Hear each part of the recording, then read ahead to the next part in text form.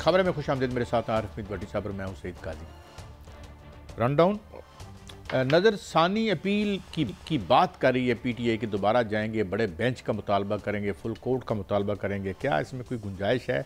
इसके साथ साथ खबरें ये भी आ रही हैं कि सुप्रीम कोर्ट के फैसले के बाद पीटीआई में कुछ इंतशार है, कुछ टूट फूट है, या दुश्मन की जो है वो फौजों में कीड़े पड़ने की जो दुआ मांगते हैं वो है। क्या मामला? यूरिया खाद ब्लैक हो रही है, 3000 वाला थैला 6000 में भी नहीं मिल रहा और बिजली का यूनिट मज़ीद 6 रुपये तक बड़ी साहब महंगा हो जाएगा। ये है वो असल कहानी अवाम की। बहरहाल अवाम की कहानी की तरफ बाद में आएंगे। हमारे साथ मौजूद है मारूफ कानूनदान जनाब शाह खावर साहब, दानिश्वर और जज भी रह चुके हैं। हजूर thank you very much for your time.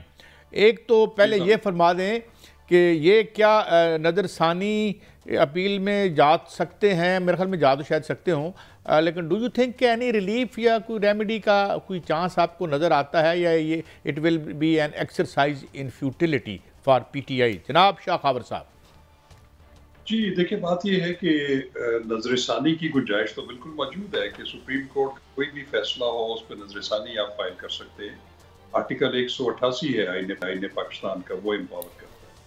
लेकिन ये जो पीटीआई के जो इलेक्शन सिंबल वाला इशू है जिस पे सुप्रीम कोर्ट एक जजमेंट दे चुकी है, उस पे बिल्कुल उनके पास इख्तियार तो है, बिल्कुल वो इस चीज का कानूनी जो है उनके पास बिल्कुल पावर है कि वो उसके खिलाफ नजरसानी करें। लेकिन अब देखना ये है कि जितनी सूरत हाल इस वक्त तेजी से चल रही है, इलेक्शन शेड्यूल जो है वो आगे जाता जा रहा है, तो उसमें ये मुमकिन नहीं है कि ये नजरसानी की दरख्वास्त जो है वो लगे और उस पर बेंच कॉन्स्टिट्यूट हो और उसके बाद फिर अगर पीटीआई ये मुतालबा करे कि इसको एक लार्जर बेंच चुने, तो मेरा ख्याल है कि ये इतनी मौसर नहीं होगी, क्योंकि इस दौरान जो है वो इलेक्शन शेड्यूल काफ़ी आगे तक जा चुका होगा।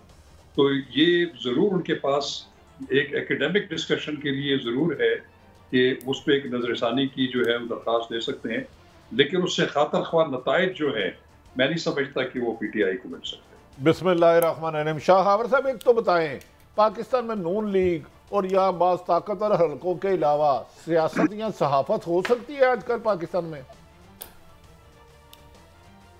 देखिए भट्टी साहब, ये अनफॉर्चुनेटली हमारे मुल्क की एक बड़ी चेकर्ड हिस्ट्री है कि मैं ये समझता हूँ कि हमारे जो पॉलिटिशियंस हैं वो चाहे आज से 10-15 साल पहले थे, 20 साल पहले थे, आज हैं, वो हमेशा जो है इक़्तिदार में आने के लिए सहारे ढूंढते और सहारों को इस्तेमाल करते हैं, और जब वो सहारा ख़त्म हो जाता है फिर उसी सहारे के खिलाफ बात भी शुरू कर देते हैं। तो मैं ये समझता हूँ कि इस चीज़ को ख़त्म करने के लिए ज़रूरी है कि तमाम पॉलिटिशियंस जो हैं वो एक नया चार्टर ऑफ डेमोक्रेसी साइन करें। वो जब तक नहीं होगा, आप अपने इसी तरह जो है तकसीम होकर जो है वो इस तरीके से सूरत हाल का सामना आपको करना पड़ेगा। तो आपने जो बात की, मेरा ख्याल है उसका तो जवाब यही है कि यही सूरत हाल 2018 में भी कुछ इस तरह थी, लेकिन उसमें करेक्टर्स जो थे वो चेंज थे। साहब, आपने ठीक फरमाया, जब भी इलेक्शन हुए हारने वाले ने धांधली का इल्जाम लगाया, 2097 हो 2088 हो, इसमें तो दो राय कोई नहीं। क्या सियासतदानों को ही सोचना है और जो सरकारी इदारे, पुलिस है, ब्यूरोक्रेसी है, क्या उसका काम नहीं कि अपने दायरा इख्तियार में रह के काम करे और उससे मावरा कोई काम ना करे? क्या उनकी जिम्मेदारी कोई नहीं है? देखिए, बात ये मैं आपको बताऊं कि जो पॉलिटिशियंस हैं वो क्यों पॉलिटिक्स करते हैं। वो इसलिए करते हैं कि वो इक़्तिदार में आ जाए। इक़्तिदार में अगर ना आए तो एटलीस्ट पार्लियामेंट में आ जाए, अपोजिशन में बैठ जाए, क्योंकि पार्लियामेंट जो है वो उसमें अपोजिशन भी है, उसका भी एक रोल है, और ट्रेजरी बेंचेस का भी अपना रोल है। तो मैं ये समझता हूँ कि जो कलेक्टिव रिस्पॉन्सिबिलिटी पॉलिटिशियंस की ही बनती है, क्योंकि उन्होंने कानून भी उन्होंने बनाना है, कानून में तरमीम भी उन्होंने करनी है। आपने देखा कि ये अच्छा शाह खावर साहब, मैं आपका टाइम बड़ा कीमती है, आप जैसे सब, इसका मतलब है ये अच्छी रवायत है कि एक डॉक्टर जाके इंजीनियर को कहो तू सही काम नहीं कर रहा, ये बिल्डिंग मेरे कहने पे बना, तो फिर वो अच्छा इंजीनियर तो बेचारा बेवकूफ है। इसका मतलब ये रवायत चलती रहेगी पाकिस्तान में। तो मैं हैरान हूँ, अच्छा। लिया आइन और कानून की हुक्मरानी का, उसके दायरे में रह के काम करने का। मैंने सियासी जमातें बनाना, हुकूमतें बनाना तोड़ने का नहीं लिया। अब मैं सहाफ़ी हूँ तो मैं किसी वकील को कैसे कह सकता हूँ सर ये बेहतर है मैं तो आपसे आईनी राय, चले हम छोड़ दें, मेरा ख्याल है इस बात का जवाब कभी नहीं मिलेगा। ये बता दें, अगर नजरसानी की अपील की जाती है तो पहले मोहतरम जस्टिस फाइद ईसा साहब वाले बेंच सुनेगा, बदल जाएगा या बड़ा होगा? देखिए, ये तो उसूली तौर पे जो सुप्रीम कोर्ट रूल्स हैं वो तो ये कहते हैं कि उनको वही बेंच सुनेगा जिसने उसका फैसला किया है, और उसमें भी अगर उस बेंच में कोई रुकन मौजूद नहीं है तो एटलीस्ट जिस जज ने ये फैसला लिखा है, जो ऑथर है उस जजमेंट का, उसका होना जरूरी है। लेकिन माजी में हमें ऐसे शवाहिद मिलते हैं और ऐसी नज़ायर भी मिलते हैं जिसमें कि पिटिशनर्स की रिक्वेस्ट के ऊपर वो जो जजेस हैं उनकी तादाद बढ़ाई गई। जैसे एक हुबारा बस्टर्ड केस था, एक उस पे 3 रुकनी बेंच ने एक फैसला दिया था जिसमें वो तलोर के शिकार के ऊपर पाबंदी लगी थी।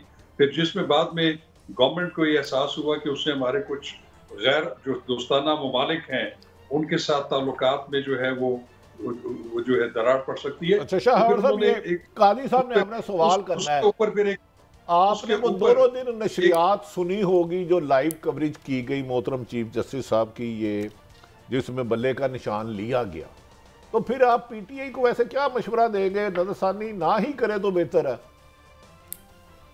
देखिए, मेरा ख्याल नजरसानी जरूर करे। उसकी वजह यह है कि वो अगर जल्दी फिक्स ना भी हो तो वो एकेडमिकली उनका जो व्यू पॉइंट है कम से कम वो तो दोबारा आ जाए नजरसानी की दरखास्त में, और हो सकता है कि उस जजमेंट में कुछ और नई जेतें आ जाएं नजरसानी के बाद। मैं नहीं समझता कि वो कुल्ली तौर पर वो जजमेंट जो है वो उसको रिव्यू कर देंगे, लेकिन ये जरूर होता है कि कुछ चीजों की वजाहत नजरसानी में हो सकती है। तो मैं समझता हूँ कि उनको अपना ये जो नजरसानी दाखिल करने का जो उनका राइट है वो जरूर एक्सरसाइज करना चाहिए। अच्छा शाह खावर साहब, आपसे गुफ्तगू हो रही थी कुछ अर्सा पहले, ख़ास तौर पर उमर अता बंदयाल साहब के हवाले से कुछ फैसलों में हम आपसे गाइडेंस लेते रहते हैं। तो सुप्रीम कोर्ट के पेश नज़र सिर्फ लीगल पॉइंट्स नहीं होते, एक आप फरमा रहे थे, मुझे याद है कि एक लार्जर पर्सपेक्टिव होता है, क्या इस पर अमल भी हो पाएगा या नहीं हो पाएगा, ये हमारी गुफ्तगू हो रही थी। अब एक फैसले से एक बहुत बड़ी कंसिडरेबल पॉपुलेशन डिसएनफ्रेंचाइज हो गई है और वो इस पूरे इलेक्ट्रल प्रोसेस से बाहर हो गई है, और साथ जो है वो टमाटर, खीरे और इस किस्म के बड़ा कलरफुल सा इलेक्शन बन गया है। इसका क्या एतबार होगा? और जिस तरीके से खोसा साहब ने जो गुफ्तगू की है जाके फाजिल जस्टिस साहब के सामने, वो तो एक टोटल अदम एतमाद था उनका। तो इसमें कोई फ़ायदा है जाने का? और ये जो इलेक्शन इस जजमेंट के बाद होगा, तारीख इसे कैसे देखेगी? देखिए, मैं आपको बड़ी एक वाज़ेह बात बताऊं, ये जिस जजमेंट का आप हवाला दे रहे हैं सुप्रीम कोर्ट का, मैं आपको एक बात बताऊं कि ये सुप्रीम कोर्ट ने उनसे बल्ले का निशान नहीं लिया। ये बल्ले का निशान लिया है उनसे इलेक्शन कमीशन ने, और इलेक्शन कमीशन ने इलेक्शन एक्ट 2017 के तहत जो भी पॉलिटिकल पार्टी इलेक्शंस अपने अंदर नहीं कराएगी और वो रिक्वायरमेंट पूरी नहीं होगी तो उसको ये जो है ऐसे कॉन्सिक्वेंस का सामना करना पड़ता है। तो माफी चाहता हूं, एएनपी पर 20,000 रुपए का जुर्माना करके उन्हें अलाउ कर दिया है। The same allegation. ऐसा नहीं है। वो आप सेक्शन 108, 109 और 115 अगर आप पढ़े मिला के इलेक्शन एक्ट 2017 का, तो उसमें वो पॉलिटिकल पार्टी से जो है वो तादीबी कार्रवाई के तौर पर निशान जो है वो वापस ले सकते हैं। लेकिन मैं आपको एक बात बताऊं, इस जजमेंट के दो पहलू है, एक इसका कानूनी पहलू और एक इसका सियासी पहलू है। अगर एक कानून के तालिब इल्म की हैसियत से मैं देखूं तो बिल्कुल अनबाइस्ड होके जो सुप्रीम कोर्ट ऑफ पाकिस्तान ने फैसला किया वो कानून के मुताबिक किया है, क्योंकि वो पीटीआई को ये पूछते रहे हैं कि आप हमें बताएं कि 2021 के बाद आपको इतनी दफा रिमाइंडर्स दिए गए कि आप इंट्रा पार्टी इलेक्शंस करवाएं, और आपने कहा कि हमने करवा भी दिए और उसका आप हमें सबूत दे दें। वो तो एक उसका एक जो है कानूनी पहलू है जिसके ऊपर उन्होंने जो अपील थी इलेक्शन कमीशन की पेशावर हाई कोर्ट के फैसले के खिलाफ वो एक्सेप्ट कर ली। लेकिन जो आप दूसरी बात कर रहे हैं वो सियासी पहलू है उसका। इसमें कोई शक नहीं है कि इस जजमेंट के नतीजे में पीटीआई को जो है वो बड़ा नुकसान हुआ है। उनका जो बल्ले का निशान जो है लिया गया तो उनके जो इलेक्टोरल रेट्स हैं उसमें बहुत ज्यादा कंफ्यूजन होगी, और उसमें बहुत एक ही हल्के में लोग जो है वो क्लेम करेंगे कि इसका एक और, मैं माफी चाहता हूं, मैं आपको इंटरजेक्ट कर रहा हूं कि वो चेयरमैन खड़े हैं और उनके घर छापा पड़ जाता है। जो लोग लेके जाते हैं, जो अपना जो अगर हम कानूनी पहलू देखते हैं कि उनके जो नॉमिनेशन पेपर्स ले लिए जाते हैं, रिजेक्ट कर दिया जाता इत्तेफाक है। अच्छा, और उसके बाद क्रैक डाउन है। तो डोंट यू थिंक कि ये जो गवर्नमेंट है, निगरान गवर्नमेंट है, ये हाईली टिल्टेड है टुवर्ड्स वन साइड, और लॉ जो है एक हम एक एक्सक्यूज के तौर पे इस्तेमाल कर रहे हैं? देखिए बिल्कुल, देखिए हमें एक डिफरेंस और एक इम्तियाजी सलूक तो नजर आ रहा है, इसमें तो कोई दूसरी राय नहीं है, ये तो हम बिल्कुल इस पर कोई दूसरी बात नहीं कर सकते। लेकिन एक चीज मैं आपको बताऊं, इससे पहले एक जिक्र हो रहा था, जो अदलिया के साथ या इदारों के साथ लड़ाई है या एक कन्फ्रंटेशन जो है, मैं कभी भी रिकमेंड नहीं करूंगा। और ये जो एक तनाव की सूरत हाल पीटीआई के वकला और जुडिशरी के दरमियान बन रही है, देखें आप देखें कि आपको ये जुडिशरी जो है ये आपको रिलीफ भी देती है। इस्लामाबाद हाईकोर्ट आप देख लें, उन्होंने कितने रिलीफ दिए। तो इसलिए मैं ये समझता हूं कि पीटीआई को जो जारहाना रवैया है, चाहे उनके चेयरमैन का भी है, उनकी दूसरी लीडरशिप का भी है, उस पर वो जरूर नजरसानी करें, अपनी गलतियों को जो करें, रिव्यू करें, और एक जो अच्छा, है। शाह अहमद साहब, आप ठीक फरमा रहे हैं कि यकीनन अदारे हमारे हैं, इनसे टकराव नहीं। माजी में नून लीग साकब निसार, उमर अताब बंदयाल लेकर धमकी देती रही, बाहर प्रेस कॉन्फ्रेंस करते रहे, कमर जवेद बाजवा और फैज़ हमीद का नाम लेके धमकी लेती रही। वो खैर, लेकिन वो नून लीग को तो ये मार्जिन हासिल है, ये अदारों को जो मर्जी कहे, खैर वो तो लाड़ले है ना। एक बात बताया, अभी आप कह रहे थे सुप्रीम कोर्ट ने जो फैसला दिया 13 की रात को, 4 लोग या 5 लोगों ने कहा जी हम इलेक्शन लड़ना चाह रहे थे, जो 4 करोड़ लोग उसके वोटर हैं उसको बुलाया नहीं। वो कैसे मेंबर हैं बानी, जिसे पार्टी का सदर नहीं जानता, चारों सूबाई सदूर नहीं जानते, सेक्रेटरी नहीं जानता, कोई मोहल्ले का नहीं जानता, कभी उसने पीटीए के लिए एक्टिविटी नहीं की, और उनको पार्टी बना के पेश किया जा रहा है। और जो 276 लोग इलेक्शन लड़े उनमें से किसी से पूछा ही नहीं जा रहा। ये बड़ी अजीब से नहीं है? एक बंदे ने इजराइल मुस्लिम लीग नून 10 दफा पहले छोड़ दी, सिर्फ आखिरी सवाल 10 साल पहले छोड़ दी, और वो कल जाके सुप्रीम कोर्ट कहे कि जी इस दफा जो शहबाज शरीफ का इलेक्शन हुआ वो गैर कानूनी हुआ, मैं तो बानी नून लीग था, नून लीग तो इमरान नवाज शरीफ तो पहले तरीके इस्लाल में थे, तो क्या उस पर भी सुप्रीम कोर्ट इसी तरह डील करेगी? देखिए मैं आपको बच्चा बताऊं कि सुप्रीम कोर्ट या कोई भी अदालत जो फैसला करती है, उसके सामने जो मटेरियल होता है और कानून के मुताबिक करती है। वो उन्होंने फैसला दिया, हम उस पर, क्योंकि जब फैसला आ जाता है उसको ओपन फॉर डिस्कशन हो सकता है, आप भी उस पर तनकीद कर सकते हैं, मैं भी उस पर तनकीद कर सकता हूँ, लेकिन वो तनकीद जो है तनकीद तक जरूर रहे, वो तस्हीक तक ना रहे, वो इदारों की तस्हीक में ट्रांसफॉर्म ना हो। मैं ये गुजारिश करता हूँ कि ये जो आखिरी इलेक्शन कमीशन ने 20 दिन का टाइम दिया था कि आप दोबारा इलेक्शन करवा लें, मैं ये समझता हूँ कि ये उनकी जो लीगल टीम है, ये मैं उनको डिस्क्रेडिट करूंगा कि उन्होंने वो 20 दिनों में बिल्कुल वो तमाम कानूनी तकाजे पूरे करके जो उनके आइन में एक तरीकाकार था इलेक्शंस का, वो उन्होंने टोटली बाईपास किया। ये मैं उनको गर्दानता हूं कि उनका ये डिस्क्रेडिट है। अगर वो 20 दिन यूटिलाइज करते, प्रॉपरली एक रिक्वायरमेंट्स पूरी करके इलेक्शंस करवा देते, तो शायद आज ये सामना ना करना पड़ता। और दूसरी बात भी मैं आपको बताऊं कि ये भी मेरे नॉलेज में है कि जब 2021 में गालबन इन्होंने अपना मियाद पूरी हो रही थी इंटर पार्टी इलेक्शंस की, उस वक्त पीटीआई की गवर्नमेंट थी, उस वक्त भी इलेक्शन कमीशन ने इनको रिमाइंडर्स दिए और खामखा उसमें जो है वो इल्तवा जो है उसको करते रहे इस बात का। तो ये कुछ खामियां पॉलिटिकल पार्टीज की अपनी भी होती है। बिल्कुल, लेकिन क्या आप इस बात से एग्री करेंगे कि ये जो जितनी नालायक टीम थी इनकी, उसकी वजह से हमने 4-5 करोड़ आदमियों को वोट के हक से वो अब महरूम हो गए? देखिए वोट तो मैं भी नहीं समझता कि उनका जो वोटर है, अगर उनको ये वाकई पता चल जाए कि वो चिड़िया का निशान भी अगर उनकी पार्टी के बंदे का टिकट होल्डर है उसका, तो वो तो वोट देंगे। नहीं, रिजर्व सीटें तो गई ना, 230 रिजर्व सीटें तो गई, लेकिन हाँ वो गई, वो बहुत बड़ा एक लॉस है पीटीआई के लिए। लेकिन मैं ये समझता हूँ कि ये इनकी अपनी शॉर्टकमिंग्स थी। ये अगर प्रॉपरली वक्त के ऊपर ये तमाम चीजें अकॉर्डिंग टू द लॉ कर लेते और इतना कैजुअली न लेते, तो आज ये करने का सामना ना करना। अच्छा, last question in this regard, जितने बाकी पार्टियों के इलेक्शन होते हैं, नो क्वेश्चंस आर आस्क्ड, एक खानदान का बंदा सदर होता है, दूसरा वला होता है, एक समदी होता है, एंड कभी उनको उस मुहद्दबत से के नीचे नहीं रखा गया जितना मेरे ख्याल में इन मस्कीनों को रखा गया। ये मेरी गलतफहमी तो नहीं है कहीं? नहीं, मैं आपको एक बात बताऊं कैसा कि ये जो इलेक्शन करवाना होता है, ये इसके लिए कोई इलेक्शन का कोई लॉ नहीं है कि आपने किस तरह कराना है। हर पॉलिटिकल पार्टी ने अपना एक कॉन्स्टिट्यूशन जमा करवाया होता है, इलेक्शन कमीशन में, उसमें जो तरीक़ाकार होता है उसके मुताबिक इलेक्शन होना लाजमी है। आपको पता होगा कि इलेक्शन जो पीटीआई का जो कॉन्स्टिट्यूशन है उसके मुताबिक इनके कम से कम 8 लाख वोटर हैं। तो अब जब उन्होंने वो एक तरीक़ाकार अपनाया हुआ है और उस तरीक़ाकार को ना अपनाया जाए तो ये वायलेशन है इलेक्शन एक्ट की।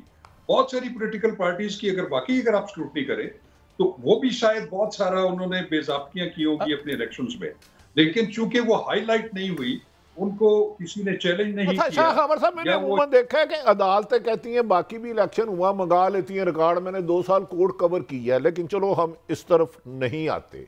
मैं वैसे कुछ पार्टियों का मैंने जो उन्होंने डॉक्यूमेंट इलेक्शन कमीशन में जमा कराया आपको व्हाट्सएप करता हूँ और उससे ये बहुत बेहतर होगा। चले ये छोड़ दे। अब ये कहा जा रहा है कि जो जैसे मान साहब के बारे में नामुनासिब लफ्ज़ कहा गया, JIT बना दी गई। नवाज शरीफ साहब के बारे में भी JIT बनाई गई, लेकिन एंड पे अदालतों ने अब वाहिद साहब ने 2 दिन लाइव कवरेज के बाद बाइज्जत बरी कर दिया।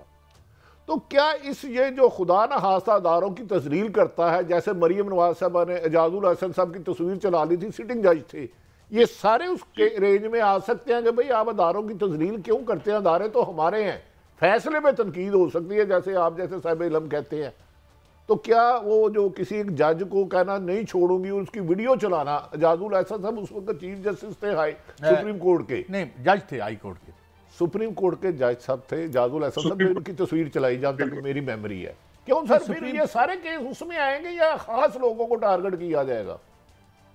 देखिए, मैं समझता हूं कि ये अभी मौजूदा जो एक लहर चली है उसको देखना, लेकिन मैं आपको एक बड़ी वाज़ेह बात बताऊं कि कल अगर PMLN की तरफ से अगर एजाजुल हसन साहब या अकर निसार साहब या इवन आसफ सईद कोसा के नाम लेकर उनकी तस्वीर उनकी छापी जाती रही या डिस्प्ले की जाती रही या अब हो रही है, मैं उस वक्त भी उसको भी गलत कहता था, आज भी इसको गलत कहता हूं। देखिए, हमें जो कुछ भी है, हमें जो भी रिलीफ मिलना है आईनी कानूनी, वो इन्हीं अदालतों से मिलना है और मिलता भी रहा है। आप PTI को देखें, उनके बहुत सारे फैसले हक में इन्हीं अदालतों ने किए हैं। आप PMLN को देख लें, उनको भी इन्हीं अदलिया ने जो है रेस्क्यू किया है आइन और कानून के मुताबिक। तो मैं ये समझता हूँ कि ये अदलिया के साथ कन्फ्रंटेशन ये बिल्कुल भी मुनासिब नहीं है, तो नहीं होनी चाहिए जी, ये बिल्कुल नहीं होनी चाहिए। अच्छा सब बताएं, जो इमरान तहरीक इंसाफ के सरबराह के बारे में अडयाला जेल में तमाम केसों की समाअत हो रही है, आप क्या समझते हैं ठीक है ऐसे ही होना चाहिए? जेल में अदालतों में नहीं होनी चाहिए समाअत? देखिए, आइडियल सिचुएशन तो ये है कि आईन और कानून तो ये कहता है कि हर ट्रायल जो है वो ओपन होना चाहिए और उसमें लोगों की एक्सेस होनी चाहिए। लेकिन कुछ सूरतों में ऐसा होता है जिसमें कुछ सिक्योरिटी मामला भी सामने आ सकते हैं या कुछ और फैक्टर्स ऐसे हो सकते हैं, उसमें जेल ट्रायल जो है वो भी कानून के मुताबिक उसकी गुंजाइश मौजूद है। लेकिन मैं जाती तौर पे समझता हूँ कि बहुत ही कोई इस तरह का जिसमें सिक्योरिटी मसाइल ना हो, तमाम ट्रायल जो हैं वो ओपन होने चाहिए और लोगों के सामने। बहुत शुक्रिया Shah Khawar sahab, you are always so good to give us time and enlighten us on very complex issues. एक बात जिसमें मैं उन्होंने किसी जज के बारे में कोई तज़ीक आमेज बात करना, सोशल मीडिया पर आप बेशक फैसले पर तनकीद करें, कानून की लिमिट्स और तहजीब में रह के, मगर इन पर्सन हर आदमी की फैमिली है, इससे खुदा रा गुरेज करें। ना जाने ये रवायत कहाँ से आ गई। एक ब्रेक है, ब्रेक के बाद हाजिर होते हैं। बहुत सी और ख़बरें हैं। क्या PTI जो है वो इंतशार का शिकार है, टूट फूट हो रही है, ये ख़बरें कहीं प्लांट हो रही हैं या असल है, क्या है? भट्टी साहब आपकी राय लेंगे। और फिर खाद महंगी, बिजली महंगी, अवाम ख्वार, ये क्या सिलसिला है? एक ब्रेक के बाद।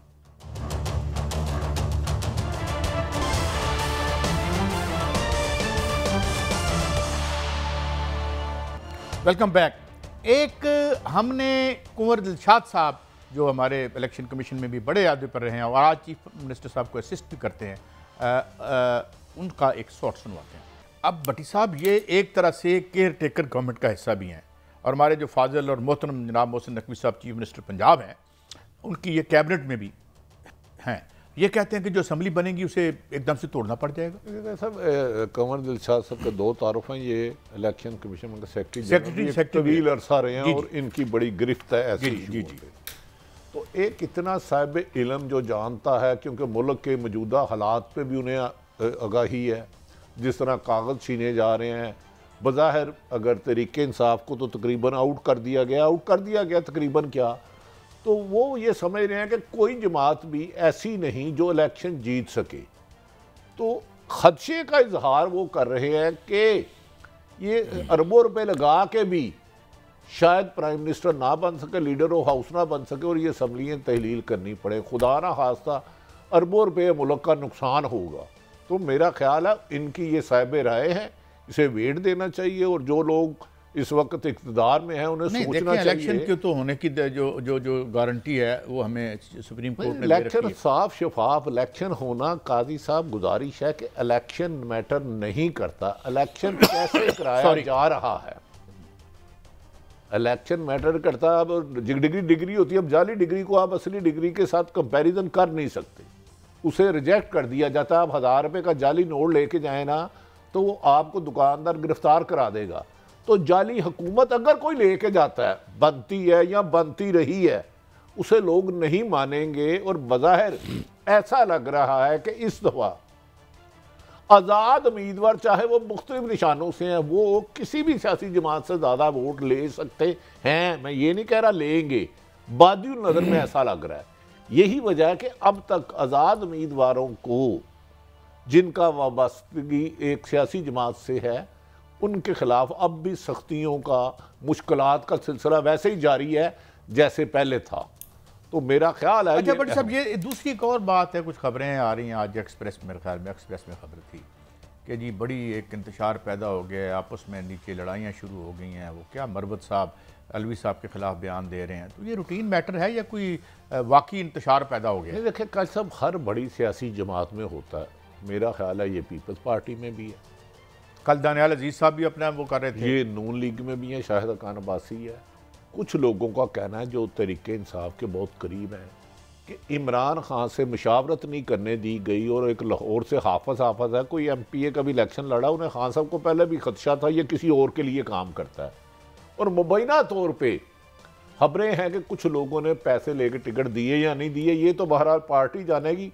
लेकिन मेरा ख्याल है इख्तलाफात तकरीबन हर सियासी जमात में होते हैं, वो तो होता है। फुकदान ये है कि आपके जब मुल्क का सियासी जमात का प्रेसिडेंट अंदर हो, 276 सीटें और MPA की कितनी सीटें चारों सूबों की, आप मुशावरत ना कर सके तो फिर अमैर नियाजी जैसे लोग किसी ने छोटी मोटी गेम डाल दी होगी।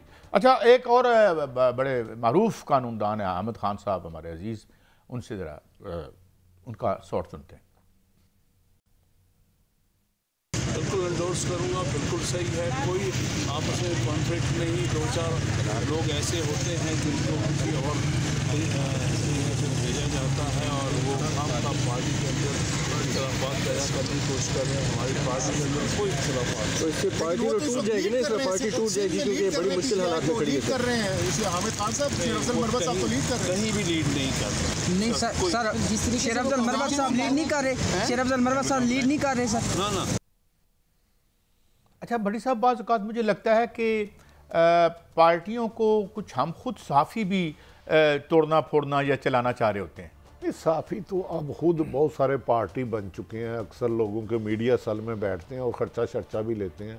लेकिन चलो ये तो हुकूमत को चाहिए कार्रवाई करना। लेकिन अल्लाह ताला की जात हामिद खान साहब ने क्या कहा कि कुछ लोग भेजे गए हैं, जरा ये भेजे गए हैं, भेजे गए हैं, तो ये बात सच है, ये बात सच है। मुझे याद है इमरान खान साहब इधर थे, मोहतरम क्या नाम है, ज़मान पार्क, तो उनका एक करीबी बंदा था, उधर ही होता था। कहते हैं मुझे शक का यार ये उन्होंने भेजा, वो वाकई उनका था। और अब भी वो फिरता सरेआम है, कभी अमेरिका का नंबर लेता है, कभी ऑस्ट्रेलिया का नंबर लेता है। लेकिन ऐसे होंगे और यकीनन ये हर सियासी जमात में हो सकते हैं। लेकिन हामिद खान साहब एक सीनियर वकील है, अगर वो कह रहे हैं तो इसमें हकीकत होगी। एक और शॉर्ट सुनवाना आपको, एक मरकजी रहनुमा उनका। अच्छा मेरे ख्याल में खबर है, शॉर्ट नहीं है, ये शाह महमूद कुरैशी साहब भी इस तरह के दावे कर रहे हैं, उन्हें भी कुछ ऑफरें वगैरह होती रही हैं और फवाद चौधरी और इस तरह के लोगों तो ये होती रहती है। इसमें इतनी घबराने की क्या बात है? सब नहीं, कि पार्टी छोड़ दें बैठ जाए ना, ये तो आम तरीके इंसाफ की तरदीद करती है, उनका हक है। मैं कहता हूँ खान साहब से अहम तरीन मुलाकात हुई थी, उन्हें हर किस्म की ऑफ़र की गई, उन्होंने नहीं माना। तरदीद करना उनका हक है, खबर देना मेरा हक है। इसीलिए मैं नाम नहीं ले रहा, उस दिन उस दिन जेल के अमले को भी पता नहीं था कौन अंदर जा रहा मिलने। अडयाला जेल की बात कर रहा हूं, ऑफरें हुई थी, वो डट गया। नवाज शरीफ साहब को ऑफर हुई, वो सऊदी अरब चले गए। दोबारा ऑफर हुई, वो लंदन चले गए। ये एक हकीकत है। आपने अपने वारे दी गाल है ना, पंजाबी में कहते हैं। जरा शेख रशीद साहब को भी उन्होंने दोबारा अच्छा, बड़ी हैरत है कि तकरीबन 9 मई को हुआ वाक़या नहीं होना चाहिए, किसी सूरत नहीं होनी चाहिए, इसके लिए गुंजाइश ही नहीं है किसी भी मुजरम के लिए। लेकिन मैं हैरान हूं, 8 माह 7 दिन बाद इन्हें गिरफ्तार किया और सैकड़ों लोग आपने नामालूम रखे हैं। और भाई 9 मई का जो एक एक जिम्मेदार है उसके खिलाफ सजा होनी चाहिए, उसमें दो राय है ही कोई नहीं। लेकिन ये ना करें कि पूरे मुल्क को उसमें डाल दे। क्या शेख रशीद गुमनाम आदमी है? परवेज रशीद की आप गुमनाम में नाम अगर वहां हो तो नजर आएंगे।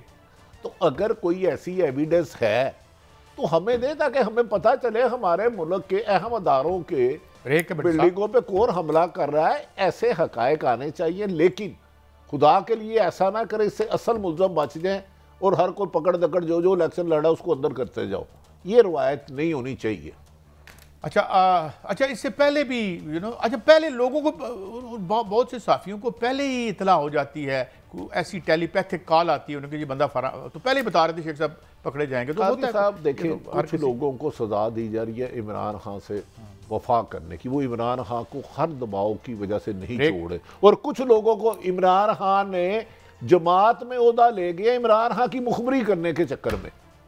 तो हामिद खान की बात में कुछ बदल सारा स्टफ तो खान साहब के साथ यही था ना आज, इसलिए तो चलें। बहरहाल एक ब्रेक है, ब्रेक के बाद हाजिर होते हैं। तो ये जो इकोनॉमिक इशूज़ हैं जो हमेशा पस मंज़र में चले जाते हैं, उन पे हम बात करेंगे। और यही अहम इशूज़ होते हैं 24-25 करोड़ लोगों को जो इफेक्ट करते हैं। एक ब्रेक के बाद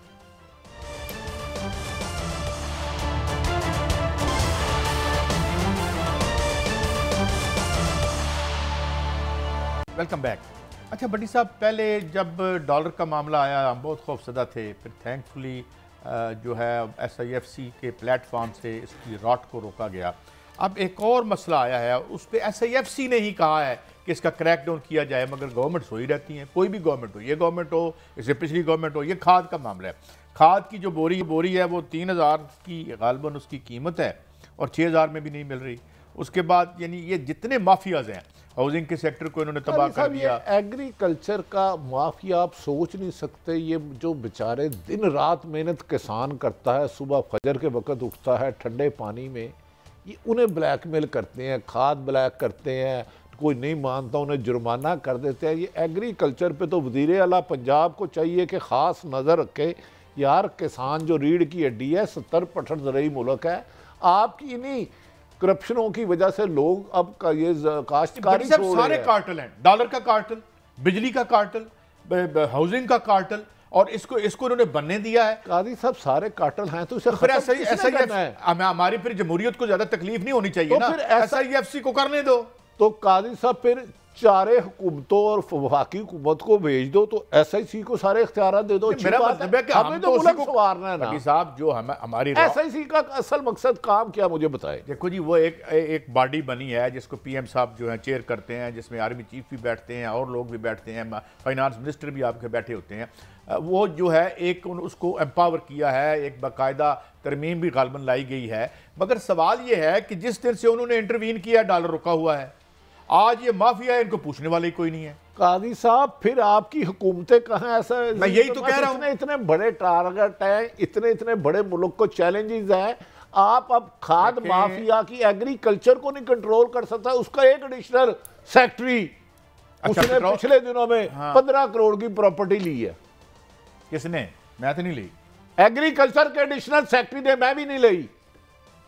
तो आप तो जब करप्शन आप की मैं बात करता हूँ आप मुझसे नाराज हो जाते हैं। मेरा क्या कसूर है? करप्शन तो वैसे हमारे दिल के बड़े करीब है, बड़ी प्यारी है हमें। लेकिन बात ये भट्टी साहब, मैं ये जो अर्ज कर रहा हूँ कि ये देखें, अब थोड़ा सा पेट्रोल की कीमतों में कमी आई है, फिर बिजली का यूनिट महंगा हो रहा है। मैं तो कहता हूँ कि SIFC को सबसे पहले एक काम करना चाहिए, वो बिजली के सारे मुआहदे खोल कर दिखाए, हमें बताए हमारी जेब किसने काटी है, किसने किकबैक्स ली हैं मुबैना तौर पे। और अभी जो मैं आपको क्लिप काजी साहब अभी आपने सुनाया था कि कोरिया के एक बंदे ने कहा जब मैंने पाकिस्तान को मोटरवे बनाई तो करप्शन कमीशन देने में वो गिरफ्तार हो गया कोरिया में। तो जिसने करप्शन ली, जिसने रिश्वत ली, उसे आप क्या बनाने डर रहे हैं? ये ना मैं कह रहा हूँ ना आप कह रहे हैं, ये शमशाद अहमद साहब जो सेक्रेटरी खारजा थे। तो काजी साहब, जब जिस मुल्क में माफिया को, कार्टल्स को करप्शन करने के लिए, लूट माल करने के लिए इजाज़त हो और गरीब आदमी को अपना शनाख्ती कार्ड बनाना मौत पड़ जाए, अपना लाइसेंस बनाना नामुमकिन हो जाए। ये 5.73 ट्रिलियन ये बन गया आपका 5000 यानी 5700। काजी साहब, एक ये तरफ आपका तो बन गया बिजली आप सर्कुलर डेट। आसमानों पे ले गए हैं, लोड शेडिंग टका के हो रही है, तो सर्कल डेट कैसे बढ़ रहा है? मैं तो एक और जब तक आपने आईपीपी काजी साहब खोल के उन्हें एक्सपोज ना किया और कमीशन लेने वालों को ना पकड़ा, पाकिस्तान इस बिजली के बोझ से नहीं निकल सकता। एक सवाल है और मेरी दरख्वास्त है, अगर SIFC के कोई लोग हमें सुन रहे हो तो मेरी दरख्वास्त है कि 1947 में हम आज़ाद हुए, 1947 में इंडिया आज़ाद हुआ, अरे वो 4.5 रुपए का यूनिट कैसे दे रहा है 400 यूनिट तक, और यहाँ 60-70 रुपए का क्यों है? अच्छा, वायदे खोलें। अच्छा बात सुने, उधर मोदी का कामा है, मोदी के आपके उधर के वजीर आजम की कौन कौन से मुल्क में प्रॉपर्टी है? उधर की जो अशराफिया एलीट क्लास जो बड़े बड़े मेजर ओहदों पे हैं, उनका कितने मुल्कों में प्रॉपर्टी है? उधर के रिटायर अफसर कैसे जिंदगी गुजारते हैं? कभी सुना है आपने? कभी देखा है? मैंने इत्तेफाक से देखा है। ग्रेड 22 के अफसर थे, उन्होंने कहा हम तो सोच भी नहीं सकते, जो जैसे पाकिस्तान की ब्यूरोक्रेसी, हम तस्वुर भी नहीं कर सकते इस लाइफ को। तो काजी साहब तनहा है आपकी 3 लाख, कोई तो आगे आके अखराज आता 30 लाख, तो फिर ये कमीशन ही चलेगी ना। यकीनन अच्छे अफसर भी होंगे, नहीं करप्शन चलती है, अच्छे लोग हैं, लेकिन बदकिस्मती अब तो अच्छे लोग सिफारिशें कराते हैं, हमें साइड पोस्टिंग दे दें, भाई हम इस किसी जुल्म का हिस्सा नहीं बनना चाहते। तो काजी साहब हमें अपने गिरेबानों अब मैं आपको एक और बात बताऊं, मैं एयरवाई में बैठा था, तो वजीर सेहत थे आमिर कियानी साहब, तो उनको लाइन पे लिया, तो मैंने कहा आमिर कियानी साहब, एक बंदा ड्रग रेगुलेटरी अथॉरिटी में शेख अख्तर हुसैन जो खैर से आजकल अंदर हैं, तो मैंने कहा जनाब आप, हम प्रोग्राम करके फावे हो गए, खान साहब का दौर था, तो मैं क्या प्रोग्राम कर, नहीं कहते वो तो बहुत अच्छे आदमी है, वो तो बहुत आला आदमी है, उसका क्लिप निकलवा लें। देखें काजी साहब, रऊफ क्लासरा साहब अक्सर कहते हैं कि लुटेरा मेरी मर्जी का होना चाहिए। अगर एक कोई बंदा, मैं आपके इस बंदे की नहीं बात कर रहा, एक हराम खा रहा हूँ, लूट रहा है, मुझे हिस्सा दे रहा है, मैं पागल उसको बुरा कहूँ? मैं तो चाहूँगा और अच्छी जगह लगे, मेरा हिस्सा और बढ़े। अब ये 80% ये काम मामूल हो चुका है करप्शन। नहीं, मुझे एक बात समझाएं भट्टी साहब, मुझे चाहे कोई भी पावर में आए, पिछली गवर्नमेंट में मैं मतलब खान साहब पे बड़ा, तो यही लोग उनके करीब होते हैं, ये चक्कर क्या है? नहीं, अशराफी है। खान साहब का दौर कोई मिसाली दौर नहीं था। मुझे तस्वीरें भेजी किसी वो ने, क्या नाम है उसका, बुजदार करके खरबों का मालक बन गया, एक दिन के लिए गिरफ्तार नहीं हुआ। खुद मरियम नवाज ने कहा ये पैसे खाते हैं, खुद इन्होंने आजकल जो मरियम नवाज साहब जिसको सपोर्ट करती है उसको क्या कहते थे, ये ड्रग सप्लाई करता है। काजी साहब हिस्ट्री बहुत खौफनाक है। ये जो बुजदार साहब की आपने बात की है, जब ये आए थे तो इनकी टैक्स रिटर्न क्या थी, और अब जो उन्होंने असासी CM शिप के बाद निकाले हैं वो कितने में? काजी साहब 10 दफा उनको बनाया एंटी करप्शन ने, एक दफा गिरफ्तार नहीं किया। उनके 3 अफसर उनके खिलाफ गवाही दे चुके हैं। जब आप करप्शन के खात्मे की बजाय सियासी वाबस्तगियां तब्दील कराते हैं तो फिर नतायज करप्शन खत्म नहीं होती, बढ़ती है। आपको करप्शन तो शफाफ तरीके से खत्म करा ले यार। नहीं यार, एक और बात है बटी साहब जी, क्लोजिंग का वक्त है, दवाई के नाम पे जहर बेचना और फिर उसको प्रोटेक्ट करना, अल्लाह माना लफीज़। इससे पहले भी हमने बात की थी, मगर आज प्रोग्राम का वक्त खत्म हुआ। ये रोना हम इसलिए रोते रहते हैं कि इस मुल्क के अवाम को सुख का सांस मिले, कोई भी दे, और इंशाल्लाह अगर 6 रुपये का जो यूनिट है अगला, ये हम किस तरफ जा रहे हैं? ये last straw active back of camel ना हो, ये इलेक्शन आपको भूल जाएंगे अगर अवाम जो है उनकी इतनी तल्ख ज़िंदगी को तल्ख तर कर दिया, तो कहीं ये भी last straw active back of camel ना हो। अल्लाह हमें उससे पहले होश के नाखून दे। प्रोग्राम का वक्त खत्म हुआ, कल फिर मिलेंगे। अल्लाह हाफिज़।